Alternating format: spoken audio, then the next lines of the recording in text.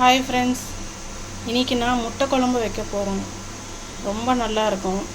நிறைய பேர் நீங்கள் முட்டையை அவிச்சி போட்டிருப்பீங்க, இல்லை உடச்சியும் ஊற்றிருப்பீங்க. நான் இப்போ ஃபஸ்ட் டைம் பண்ணிவிட்டு வீடியோ போட்டு காட்டிகிட்ருக்கேன். பாருங்கள் எப்படி இருக்குன்னு.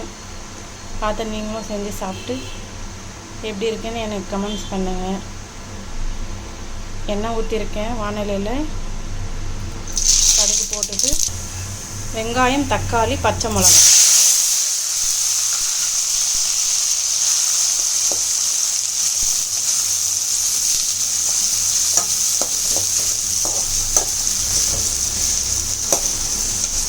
ஒரு 3 தக்காளி, ஒரு வெங்காயம். நாங்கள் காரம் அதிகமாக சாப்பிடுவோம், அதனால் ஒரு 4-5 பச்சை மிளகாய் எடுத்திருக்கேன்.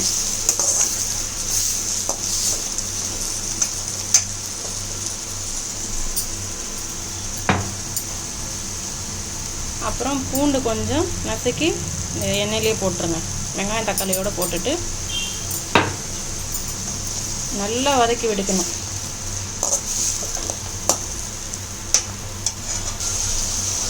கொஞ்சம் மஞ்சத்தூள், கல்லுப்பு கொஞ்சம். கல்லுப்பு போட்டால் சீக்கிரம் வதங்கிடும், அதனால தான் கல்லுப்பு போடுறது. சில பேர் சால்ட்டு போட்டுப்பீங்க, ஓகே, அவங்கவுங்க விருப்பத்துக்கு ஏற்ற மாதிரி. இது கொஞ்சம் நல்லா வதங்கி வரணும் ஃப்ரெண்ட்ஸ். இன்னும் கொஞ்ச நேரம் வதங்கட்டும். கொஞ்ச நேரம் மூடி வச்சு வதக்கிக்கலாம், அப்போ தான் நல்லா வதங்கி வரும். வெங்காயம் தக்காளி வதக்கிற கேப்பில் நம்ம புளியை கரைச்சி வச்சுப்போம். புளி கரைச்சி ஊற்றி தான் இந்த முட்டை குழம்பு வைக்கணும். ரொம்ப நல்லாயிருக்கும். புளி நல்லா கரைச்சி ஊற்றிக்கிட்டேங்க. கொஞ்சம் வெறும் மிளகாய்த்தூள். நான் எப்போவுமே காரம் அதிகமாக சாப்பிடுன்னு சொன்னேன் இல்லைங்களா, அதனால் எப்போவுமே கொஞ்சம் வெறும் மிளகாய்த்தூள் கொஞ்சம் போடுவேன். கொஞ்சம் போட்டுட்டு குழம்பு மிளகாய்த்தூள் ஒரு 3 ஸ்பூன் எடுத்துருக்கேங்க. இதையும் போட்டு நல்லா கரைச்சி வச்சுக்கிட்டு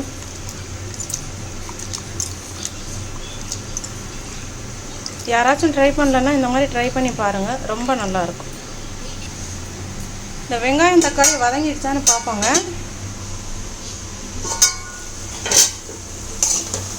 நல்லா வதங்கியிருக்கு, நல்லா சாஃப்டாக இருக்குது பாருங்கள். வதங்கி இந்தளவுக்கு இருந்தால் போதும்.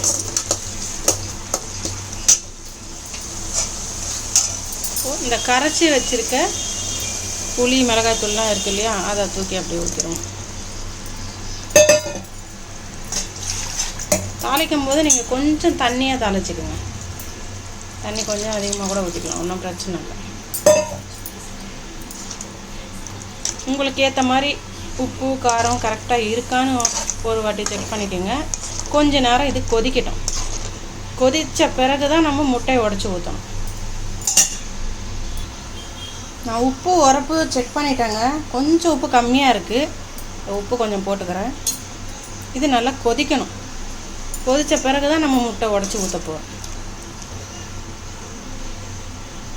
கொதித்து அந்த பச்சை வாசனைலாம் போகணும். கொஞ்ச நேரம் கொதிக்கட்டும். பாருங்கள், குழம்பு இப்போ தான் லேசாக கொதித்து வந்துட்டுருக்கு. அந்த கேப்பில்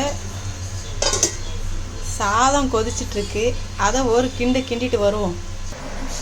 பாருங்கள், இதை ஒரு கிண்டு கொதிக்கட்டும். குழம்பு நல்லா கொதிச்சிட்ருக்கு, பார்ப்போமா? சிம்மில் வச்சுக்கணுங்க. ஃபுல்லாக சிம்மில் இறக்கிட்டு நல்லா கொதிச்சிட்ருக்கும்போது தான் நம்ம சிம்மில் இறக்கிட்டு தான் அந்த முட்டையை ஊற்றணும். நான் எப்போவுமே டைரெக்டாக தான் அப்படியே ஊற்றுவேன். இப்போது வீடியோ எடுக்கிறதுனால என்னால் ஒத்த கையில் பண்ண முடியல. ஸோ நான் உடச்சி கிணத்துல ஊற்றிருக்கேன். இந்த பாருங்க, இந்த மாதிரி ஊற்றிக்கணும்.